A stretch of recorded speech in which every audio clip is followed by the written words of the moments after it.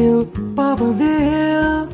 Something about it makes me happy. Doesn't matter spring or fall.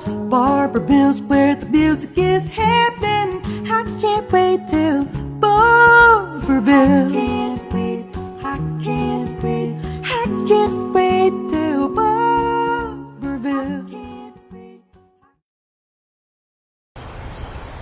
Hi everybody, my name's Deborah West. I'm the Executive Director here at the Barberville Pioneer Settlement, and I'd like to welcome you today to our History Matters series.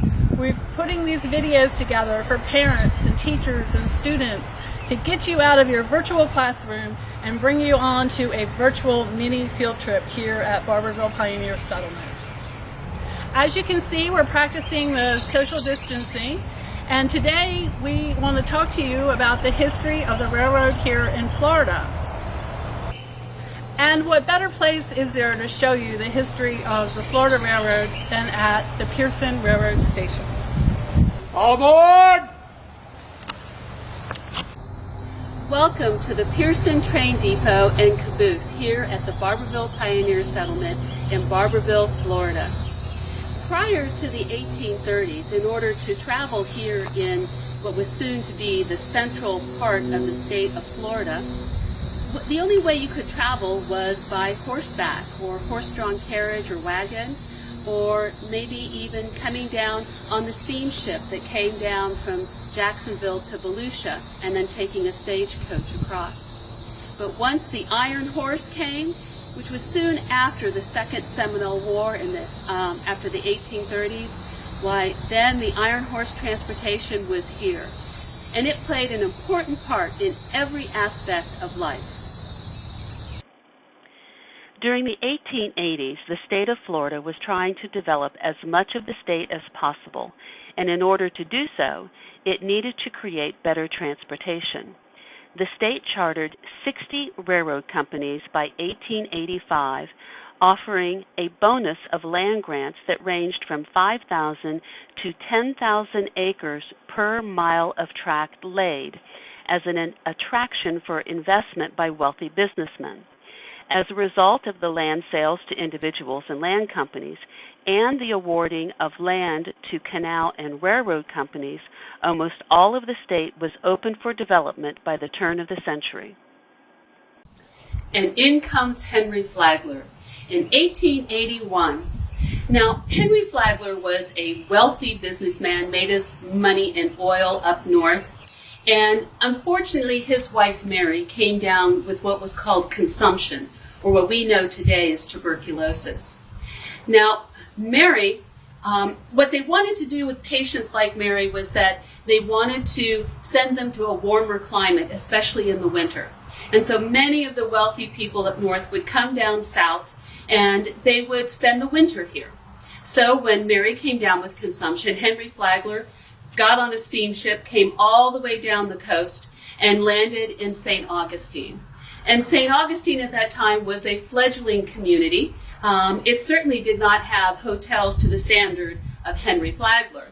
So he decided to build a hotel for his wife to be able to stay in.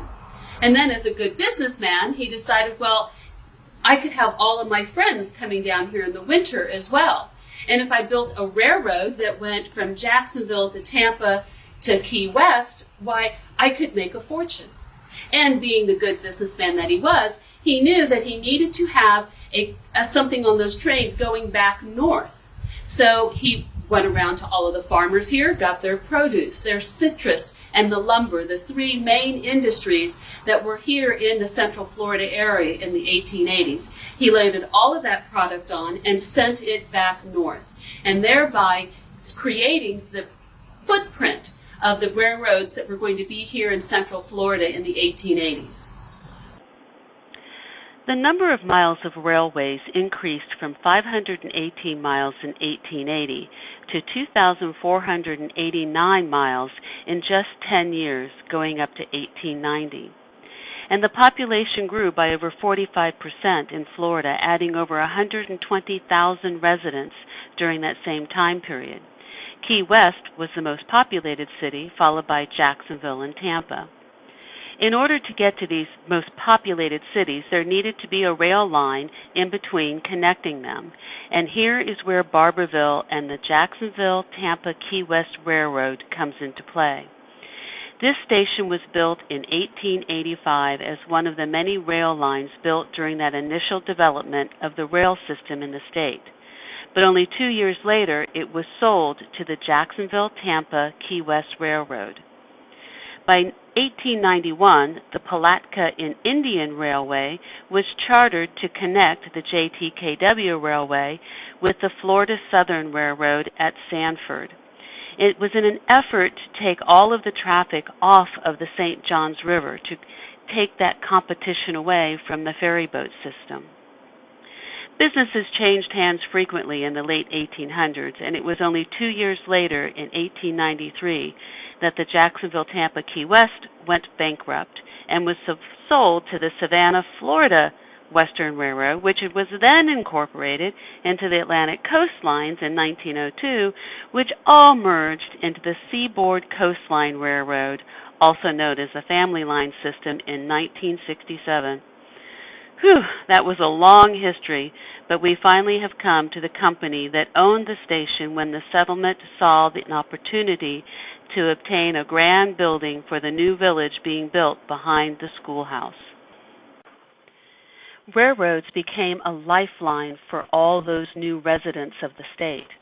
Not only did it give them a means of transportation to travel about and to move their produce, citrus, and lumber, but it was more than that. I dove down into the archives here at the museum and found a newspaper article. This is written by a man by the name of Carl Allen. Unfortunately, I don't have the date or where the newspaper came from, but in it he is talking about the train depot of yesteryear. And he wrote, "I don't know of any one thing that has played a more important part in our history than the old depot has. It was not just a place where a train would stop to take on or put off passengers, but it was the depot that would decide where a town or city would be or not be. It became the backbone of every city or town. It brought in the mail and carried it out, and to many of us it was where the mail order packages would come, and it was where the people would go on a Sunday afternoon to meet the train. Folks didn't go just to see who got off or on the train, but to see each other in fellowship. It was also where we went when a hurricane was coming, for then the agent would post the progress of the storm on the bulletin board outside the office. Had it not been for this, we would never have known when or where the hurricane was to hit." The word depot was a magic word in most every town. It usually furnished us with a bathroom, a place to go during a storm, a shade when it was hot. I wonder how many checker games have been played in the shade of those old depot platforms. By 1980, the Pierson Depot was no longer in use by the railroad and was sitting derelict on the side of the tracks. Laura Bell, one of the founding members of the Pioneer Settlement for the Creative Arts and the first president and director of the museum, contacted the Seaboard Coastlines to see if we could obtain the old station. After a lengthy correspondence, the depot building was donated to the settlement on December 9, 1981, though they still had to raise the money needed in order to move the building. Laura wrote that the settlement was able to comply with the terms of the agreement and described the next fundraiser to raise those funds. In a letter to the Seaboard Coastline dated July 7, 1980, she wrote, "Our next fundraising project will be August 9th and 10th, a summer harvest festival, at which time we will butcher a spring lamb, begin tanning the hide, use the tallow for candles, the small intestines for sausage casings, and freeze the meat. Another sheep will be sheared, the wool washed, vegetable dyed, spun, and woven into a finished product by the end of the 2 days. While all this is going on, there will be entertainment consisting of a gramophone concert, other demonstrations of farm living, such as butter churning, soap making, etc. There will be country music through the day and a hoedown when the work is done on Saturday night. Our menu will consist of smoked turkey, swamp cabbage, both cooked and as a salad, corn on the cob, watermelon, fresh-made homemade raisin bread, and country butter. It was definitely a production back then in order to put on our festivals, a little different than our fall jamboree now. And so by January 8, 1982, the bill of sale was complete for a corporate donation of the depot to be coming to the Pioneer Settlement. Well, it took 2 years of fundraising, but by 1982, they'd raised $3,300 and the move was on. The building came right down Old Highway 17, which is now Highway 3, right along those railroad tracks of which the trains that used to come and stop at it, coming up, traffic being stopped as they went from corner to corner, until finally they came to Lemon Road along the back side of the settlement. At that point, they brought it in through the back gate, and now here resides the Pierson Depot here at the settlement. One of the other very important aspects of a train depot was the telegraph. Now, in 1837, Samuel Morse developed his Morse code, and a way to be able to communicate across wires and be able to all the way across the country with a transcontinental wire. Prior to that time, if you wanted to communicate with a relative, maybe if you lived in Boston and they lived in San Francisco, you'd have to write a letter. And that letter might take 3, 4, 6 months to go from one side of the country to the other.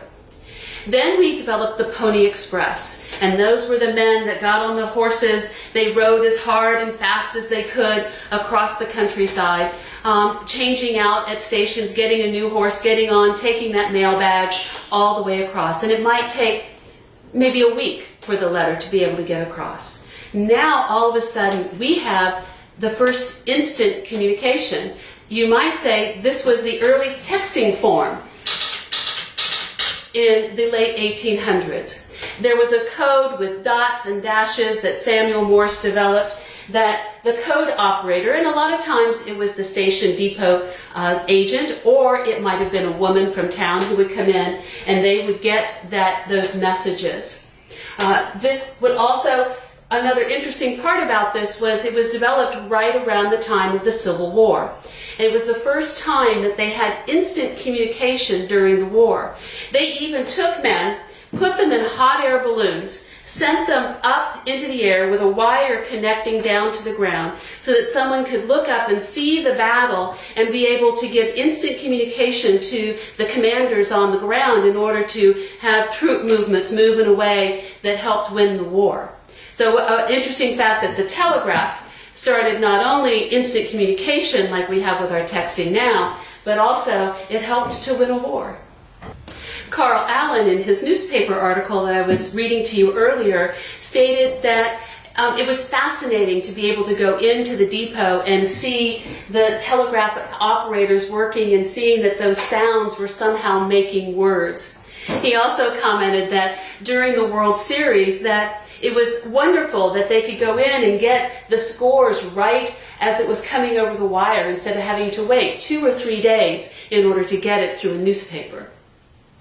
One of the wonderful aspects here in the train station in the depot is the model railroad that was built by volunteers here at the settlement. It is a representation of western Volusia County, starting from Pierson, going all the way down to Lake Breezeford. It's a wonderful representation of those industries that Flagler was so interested in the citrus. We have hotels for the tourist industry, and we have logging. A wonderful place to come and see what railroads were like way back when.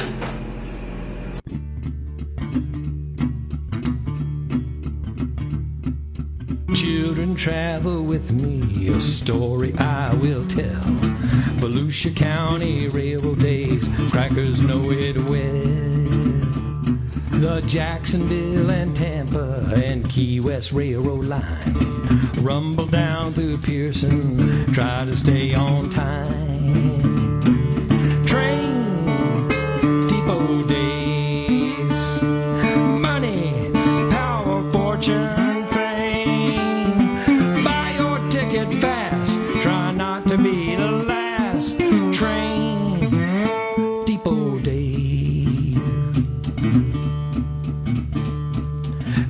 Pierson family settled here, grow the fern so green, sell the crop for money, ship it out on the train. In boxes on the platform, load them on the train. The work was hard, the weather hot, everybody prayed for rain. Train depot days, money, power, fortune, fame. Buy your ticket fast, try not to be the last. Train depot days. Watch out for the mailbag, they throw it through the door of this old train as it goes past Gunter's General Store. He would have made his fortune, old Gunter did his best. Someone accidentally shot him in the chest.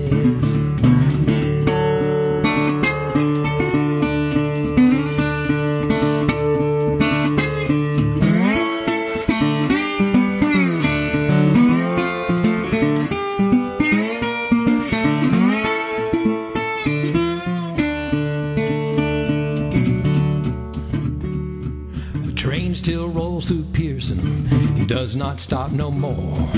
Nothing much left to see of Gunter's General Store.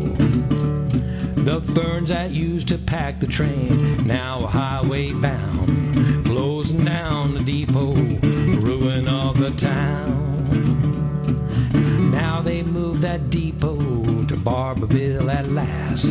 Families come to see the way folks lived in the past. Kids wander through the depot, they love that red caboose. They'll be inspired by history, let imagination loose. Train depot days, money, power, fortune, fame. Buy your ticket fast, try not to be the last. Train depot days.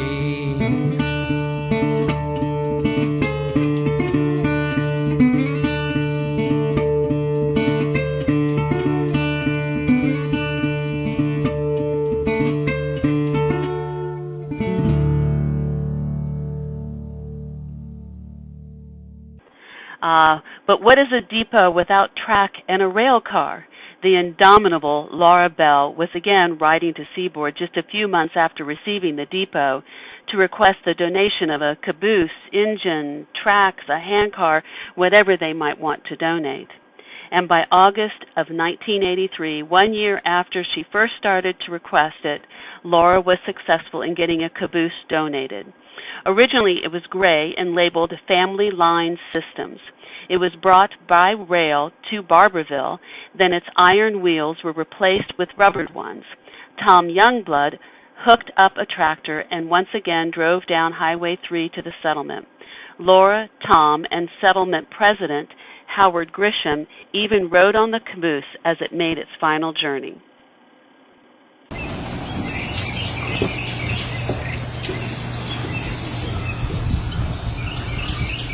By the time the caboose was being replaced on the trains with an automatic sensor system, the brakeman was no longer necessary, so the caboose became obsolete. And at that point, it was able for us to be able to get the caboose here at the settlement.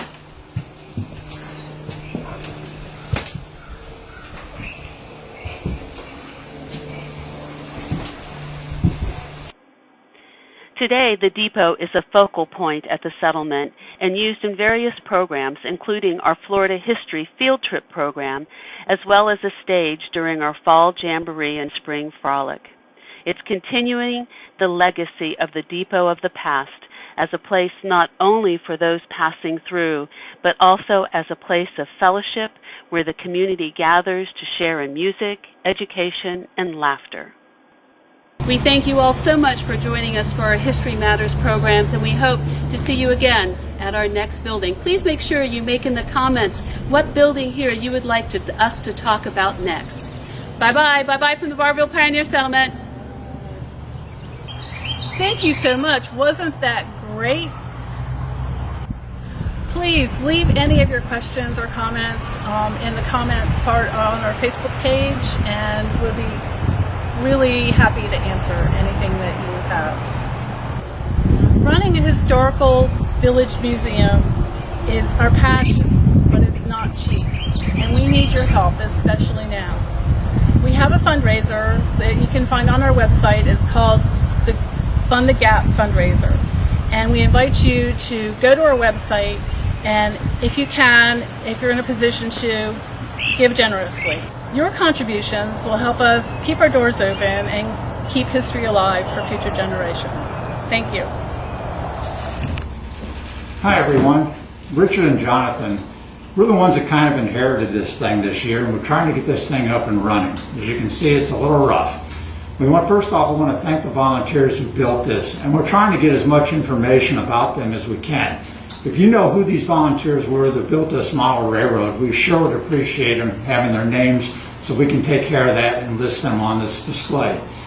The other thing you'll notice is that we are in desperate need for materials and rolling stock, locomotives, stock cars, anything you can help us with in order to keep this thing running. At present, we're down to one working engine, and we have a bunch of stock cars, but we do need a lot of other assistance. Anything you can do would help us, and we would sure appreciate it. Thank you very much, and enjoy the train. Music is happening. I can't wait to Barberville. I can't wait. I can't wait to Barberville. I can't wait. I can't wait.